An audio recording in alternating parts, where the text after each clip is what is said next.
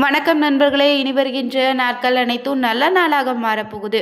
முருகப்பெருமானின் அருளால் உங்களுடைய வேண்டுதல் கூடிய விரைவில் நிறைவேற வேண்டும் நினைச்சிங்கன்னா ஓம் முருகா போற்றி எனும் மந்திரத்தை 3 முறை கமெண்ட் பண்ணி மனதார பிரார்த்தனை செய்துடுங்க.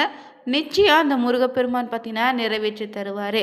இன்னைக்கு இந்த ஒரு பதிவில் நம்ம பார்க்கக்கூடிய வீடியோ காட்சி பார்த்திங்கன்னா அனைத்து இல்லங்களிலும் இருக்கக்கூடிய ஒரு விளக்கு இந்த காமாட்சி விளக்கு. சாதாரணமாக காமாட்சி விளக்கு பார்த்தீங்கன்னா குலதெய்வத்தின் அம்சமாக வழிபட்டாலே வீட்டில் எப்போதுமே பார்த்தீங்கன்னா எந்தவித பிரச்சனையும் இருக்காதுங்க. குடும்பம் தலைத்து பார்த்தீங்கன்னா ரொம்ப சிறப்பாக வரும். குடும்பத்தில் நிம்மதியான வாழ்க்கையை பெற வேண்டும் நினைக்கக்கூடிய நபராக இருந்தீங்கன்னா தவறாமல் பார்த்தீங்கன்னா காமாட்சி விளக்கை ஏற்றும் போது இந்த சிறு விஷயங்களை கவனித்து பாருங்க. மேலும் காமாட்சி அம்மன் விளக்கை ஏற்றும் போது செய்யக்கூடாத சில தவறுகள் இருக்குது, அது என்னன்னு தெரிஞ்சுக்கலாங்க. மேலும் இந்த காமாட்சி அம்மனுடைய சிறப்பு என்ன, இந்த காமாட்சி அம்மனை வழிபடுவதால் நமக்கு கிடைக்கக்கூடிய பலன்கள் என்னென்னு ஒவ்வொன்றா இந்த வீடியோ பதிவில் நம்ம தெரிஞ்சுக்கலாங்க. மேலும் நீங்கள் புதியவராக இருந்தீங்கன்னா மறக்காமல் வேலை இருக்க பைமை சேனலை சப்ஸ்கிரைப் பண்ணிவிட்டு கூடவே இருக்க பெல் பட்டனை கிளிக் பண்ணிக்கோங்க. இப்படிப்பட்ட முறையில் உங்கள் ஜாதக ரீதியாக இருக்கக்கூடிய பிரச்சனைக்கு சரியான ஒரு பரிகாரத்தை பெற்றுக்கொள்ள நினைச்சிங்கன்னா வீடியோவில் பார்த்தீங்கன்னா டிஸ்கிரிப்ஷன் கீழே நம்பர் கொடுத்துருக்கோம், அந்த நம்பருக்கு நீங்கள் கால் பண்ணி தெரிஞ்சுக்கலாம். வாங்க நண்பர்களே, வீடியோக்குள்ளே போகலாம். குலதெய்வம் தெரியாதவங்க கூட இந்த காமாட்சி அம்மனையே குலதெய்வமாக ஏற்றி வழிபட்டுவாங்க. நிச்சயம் குலதெய்வம் குற்றம் ஏற்படாமல் உங்கள் குலம் தலைத்து வாழுங்க. மேலும் குலதெய்வம் தெரிந்தவங்க இந்த காமாட்சி அம்மன் விளக்கை தினமும் ஏற்றி வந்தா குலதெய்வத்தினுடைய அருளும் அந்த காமாட்சி அம்மனுடைய அருளும் ஒரு சேர உங்களுக்கு கிடைச்சு நிம்மதியான வாழ்க்கையை நீங்கள் வாழலாம். மேலும் உங்களுக்கு எப்போதெல்லாம் கஷ்டம் வரும்போதோ அப்போது உங்கள் வீட்டில் இருக்கக்கூடிய இந்த காமாட்சி அம்மன் விளக்கை ஏற்றி வைத்து உங்களுடைய குலதெய்வத்தை நினைத்து வழிபடுங்க. நிச்சயம் பார்த்தீங்கன்னா அந்த கஷ்டம் தீர்வதற்கான வழி விரைவில் உண்டாகும். அதே போல் காமாட்சி அம்மன் விளக்கில் பார்த்திங்கன்னா லட்சுமி, சரஸ்வதி, துர்க்கைன்னு 3 பேருடைய சக்தியும் நிறைந்திருக்குங்க. இந்த விளக்கை நம்ம ஏற்றி வழிபடுவதால் 3 தேவியர்களும் அருளும் முப்பெரு செல்வங்களும் நிச்சயம் நமக்கு கிடைக்கும். கல்வி, செல்வம், வீரன்னு 3 ஒருவருக்கு தேவையான வரம் இல்லை. இந்த 3 ஒருவருக்கு நிலையாக இருக்கணும்னா நிச்சயம் உங்கள் வீட்டில் பூஜையில் தினமும் காமாட்சி அம்மனை நினைத்து உங்களுடைய குலதெய்வத்தை வேண்டி வணங்கி காமாட்சி அம்மனுக்கு தீபத்தை ஏற்றி வழிபடுவோங்க. மேலும் இந்த தீபத்தை ஏற்றும் போது நீங்கள் சுத்தமாக தான் ஏற்றணும். காமாட்சி அம்மன் விளக்கு ஜோதி சுடர் விட்டு நீராக எரிய வேண்டுங்க. விளக்கை நீங்கள் முறையாக புஷ்பத்தை கொண்டு தான் அணைக்கணும். அதே போல் எல்லா கடவுள்களும் ஒன்றாக இருக்கக்கூடிய அந்த இடத்துல தான் எந்த குற்றமும் ஏற்படாமல் பார்த்து கொள்ள வேண்டுன்னு காமாட்சி அம்மன் விளக்கில் ஊற்றக்கூடிய எண்ணெய் தரமானதாக இருக்கணும். அதே போல் இந்த எண்ணெய் பச்சை நிறத்துக்கு மாறும் முறை அப்படியே விட்டு வைக்காதீங்க. அதே போல் எண்ணெய் தீர்ந்து திரி கருகி தீபத்தில் நெருப்புப்பட்டு கருப்பாகவும் மாறக்கூடாது. இவற்றையெல்லாம் நீங்கள் கவனமாக பின்பற்றணும். அதே போல் காமாட்சி அம்மன் விளக்கை செவ்வாய், வெள்ளிக்கிழமை நல்லா துளக்காதீங்க. மற்ற நாட்களில் முன்னரே துளக்கி வைப்பது நல்லது. அதே போல் காமாட்சி அம்மன் விளக்குக்கு சந்தன குங்குமத்தை வைப்பதை விட மஞ்சள் குங்குமம் வைப்பது ரொம்பவே சிறப்புங்க. இந்த காமாட்சி அம்மன் விளக்கு பார்த்திங்கன்னா நம்மளுடைய வீட்டில் இருக்கக்கூடிய ரொம்பவே சிறப்பான சக்தி வாய்ந்த ஒரு தீப வழிபாடு. இந்த தீபத்தை ஏற்றினாலே பார்த்திங்கன்னா தீராத கடனையும் தீர்ந்துடுங்க. காமாட்சி அம்மன் விளக்கு ஏற்றும் போது சொல்வதற்கு என்ன காரணம், இந்த விளக்கில் முக்கியத்துவம் என்னன்னு தெரிஞ்சுக்கலாம். இந்த விளக்குக்க செய்யக்கூடிய பரிகாரம் என்னன்னு தெரிஞ்சுக்க போகிறோம். நாம் பொதுவாகவே விளக்கு ஏற்றுவது வீடுகளில் சம்பிரதாயத்துக்கு தான் ஏற்றிருக்கோம். காலை மாலைன்னு 2 நேரமும் தீபம் ஏற்றும் போது துர்கை, சரஸ்வதி, லட்சுமின்னு 3 சக்தியும் தீபத்தில் இருப்பதால் ஒளிமயமான முன்னேற்றம் நிச்சயம் நமக்கு உண்டாகும். இதனால் குழப்பமான நிலையில் இருந்தால் மனநிலை தெளிவாகும், உள்ளத்திலோ இருளை போக்குங்க. இந்த காமாட்சி அம்மன் விளக்கில் பார்த்திங்கன்னா அத்தகைய சக்தி நிறைந்திருக்கு. இதற்கு காரணம் என்னன்னு பார்த்தீங்கன்னா அனைத்து தெய்வங்களுமே இந்த காமாட்சி அம்மனுக்கு அடக்குன்னு சொல்லுவாங்க. இந்த பூமியில் இருக்கக்கூடிய அனைத்து ஜீவராசிக்கு உடைய நன்மைக்காக இந்த காமாட்சி அம்மன் தவம் செய்ததால் காமாட்சியை வழிபட்டாலே அனைத்து தெய்வங்களுடைய அருளும் உண்டுங்க. அதே போல் பார்த்தீங்கன்னா திருமணமாகி புது பெண் கணவன் வீட்டுக்குள்ளே சென்றதுமே காமாட்சி அம்மன் விளக்கை ஏற்ற சொல்லுவாங்க. குலம் தலைத்து குடும்பத்தில் அனைத்தும் மங்களமும் உண்டாக தினமும் காமாட்சி அம்மன் விளக்கை ஏற்றி வழிபடலாங்க.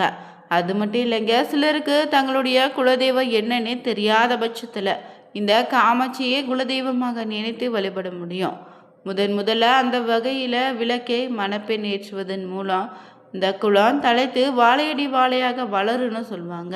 அதனால தாங்க வீட்டில் எரித்து விளக்கை பிறருக்கு எப்போதும் தரக்கூடாதுன்னு சொல்லியிருக்காங்க. அது மட்டும் இல்லை, கழுத்தை நெருக்கக்கூடிய கடன் தொலை இருந்தால் காலை 6 மணிக்கு முன்னாடியே காமாட்சி அம்மன் விளக்கேற்றி பூஜை செய்து தொடர்ந்து 48 நாளைக்குள்ள உங்கள் கோரிக்கை நிச்சயம் நிறைவேறுங்க. கடனும் குறைவதற்கான வழியும் பிறக்கும்.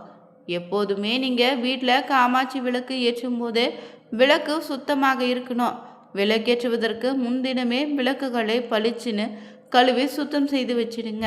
பிறகு பார்த்தீங்கன்னா காமாட்சி விளக்கில் 2 பக்கமும் யானைகளின் உருவத்துக்கு மஞ்சள் குங்குமம் மலர்கள் வைக்கணும். எனவே விளக்கில் அதிக சுடர் ஒளிந்து மஞ்சள் குங்குமம் மலர்களை படாமல் பார்த்துக்கோங்க. அதே போல் எப்போதுமே நீங்கள் காமாட்சி அம்மன் விளக்கில் நெய் ஊற்றி தாமரை தண்டு தெரிய போட்டு தீபம் ஏற்றினா கூடுதல் நன்மை கிடைக்கும். இல்லைன்னா நல்லெண்ணெய் நெய்யும் கலந்து விளக்கேற்றலாங்க. அதில் 1 ரூபாய் இல்லைன்னா 5 ரூபாய் நாணயத்தை இட்ட பிறகு திரிட்டு தீபம் ஏற்றினீங்கன்னா கூடுதல் சிறப்பான பலன் கிடைக்கும். அதுக்காக சமையலுக்கு பயன்படுத்தக்கூடிய எண்ணெயை எப்போதும் ஊற்றக்கூடாதுங்க. அதே போல் காலையில் பிரம்ம முகூர்த்தத்தில் விளக்கேற்றி வழிபட்டால் கூடுதல் சிறப்புங்க. அதிகாலை நேரமான பிரம்ம முகூர்த்த நேரத்தில் எழுந்து குளித்த பிறகு பூஜை அறையில் இருக்கக்கூடிய கடவுள் படங்களை பூக்களால் அலங்கரித்து அரிசி மாவில் கோலம் போட்ட பிறகு விளக்க தரையில் வைக்காம கோலமிட்டு அதன் மீது தட்டு வச்சு அதில் சிறிது பச்சரிசியை கொட்டி பிறகுதான் காமாட்சி அம்மன் விளக்கை வைக்கணும். அதே போல் தாம்பலத்திலோ நீர் பூக்களை தூவி அதன் மீது விளக்கேற்றி வழிபடலாம்.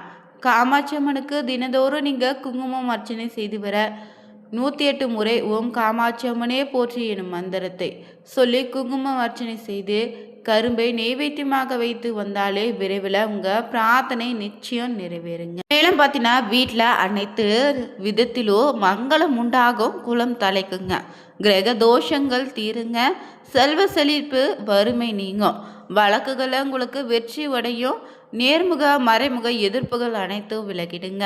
தொடர்ந்து நீங்கள் 48 நாட்கள் இந்த காமாட்சி அம்மனுக்கு தீபம் ஏற்றி வழிபடுங்க. நிச்சயம் கடன் தீர்வதற்கான வழி பிறக்கும். காமாட்சி விளக்கு ஏற்றும் போது பார்த்தீங்கன்னா அந்த விளக்கில் எண்ணெயோடு சிறிது பச்சை கற்பூரத்தையும் 1 கிராம்பு சிறிய துண்டு பட்டைன்னே சேர்த்து விளக்கு ஏற்றலாம். பட்டைக்கு பதிலாக வசமனை போட்டு காமாட்சி விளக்கு ஏற்றலாங்க. மேலும் இந்த 3 பொருட்களும் சேர்ந்து நம்ம விளக்கேற்றும் போது வீட்டில் நடுக்கூட்டம் இல்லைன்னா வரவேற்பு அறையில் வச்சு ஏற்றலாங்க. வசம்பிற்கு பணத்தையும் செல்வத்தை ஈர்க்கக்கூடிய தன்மை அதிகம். பச்சை கற்பூரம் கிராம்பும் வசம்பின் சேர்த்து ஏற்றும் போது அதிலிருந்து வெளிவரக்கூடிய வாசம் பார்த்தீங்கன்னா தெய்வ சக்தியோ செல்வ வசியத்தையோ வீட்டில் அகர்ஷண சக்தியோ ஏற்படுத்தும். இதனால் வீட்டில் மகாலட்சுமியின் அருள் எப்போதும் நிறைந்திருக்குங்க. இந்த விளக்கை சுடர் வாசல் பகுதியிலிருந்து நம்முடைய வீட்டை பார்ப்பது போலவும் வீட்டுக்கு வைத்து ஏற்றலாம். இதனால் வீட்டை நோக்கி தெய்வீக ஆற்றலை இருக்கும். அதே போல் விளக்கு ஏற்றி முடிந்ததுமே விளக்கு ஏற்ற பயன்படுத்திய திரி அதில் போடப்பட்ட பொருட்கள் வீட்டில் இருக்கக்கூடிய சுவாமி சிலைகளுக்கு அணிவித்த உடைகள்னே தனியாக ஒரு பையில் சேர்த்து வச்சுக்கோங்க. எப்போதாவது வெளியில் செல்லும்போது இவற்றை எடுத்து சென்று ஓடும் தண்ணீரில் இல்லைன்னா கடலில் போட்டு விடணும். அதற்கு வாய்ப்பு இல்லைன்னா வீட்டுக்கு முன்புறம் பின்புறம் பக்கவாட்டில் இடையிருந்தால் அதில் மண்ணை தோண்டி புதைச்சிடுங்க. இப்போ இந்த காமாட்சி அம்மனுடைய விளக்கு ஏற்றும் போது பார்த்தீங்கன்னா கை கால்களை உதறிக்கொண்டோ சோம்பல் முறித்து கொண்டோ ஏற்றக்கூடாது. இயற்கை உபாதைகள் கட்டுப்படுத்தி கொண்டோ விளக்கினை ஏற்றக்கூடாதுங்க. அதாவது தும்பி கொண்டோ கொட்டாவி விட்டு கொண்டோ தீபத்தை ஏற்றாதீங்க. வேலைக்கு செல்லக்கூடிய பெண்களாக இருந்தீங்கன்னா மாலை வீடு திரும்பியதோ 6 மணி ஆகிவிட்டது விளக்கு ஏற்றவுடனே கடமைக்காக மட்டும் விளக்கு ஏற்றுவது ரொம்ப தப்புங்க. எப்போதுமே விளக்கேற்றும் முன்னாடி கை கால்களை முகம் கழுவிட்டு தான் ஏற்றணும். அதே போல் விளக்கு ஏற்றும் போது உங்கள் மனதை அமைதியாக வச்சுக்கொண்டு ஏற்றுங்க. உங்கள் வீட்டு பிரச்சனையோ இல்லைன்னா பக்கத்தில் உள்ளவங்களோடு பேசிக்கொண்டு விளக்கு ஏற்றக்கூடாது. கோவிலுக்கு சென்று விளக்கு ஏற்றும் போது அனாவசியமான பேச்சுகளை தவிர்ப்பது நல்லது. விளக்கினை ஏற்றி முடித்துவிட்டு 1 நிமிடம் மனதார தியானம் செய்து தரையில் நமஸ்காரம் செய்துடுங்க. நிச்சயம் விளக்கேற்றதற்கான முழு பலனும் கிடைக்கும். இந்த வீடியோ பதிவு உங்களுக்கு பிடிச்சிருந்தா இது போன்ற சுவாரஸ்யமான தகவல்களுக்கு மறக்காம சேனலை சப்ஸ்கிரைப் பண்ணிட்டு கூடவே இருக்க பெல் பட்டனை கிளிக் பண்ணிக்கோங்க. லைக் பண்ணுங்க, ஷேர் பண்ணுங்க, கமெண்ட் பண்ணுங்க. தேங்க்யூ.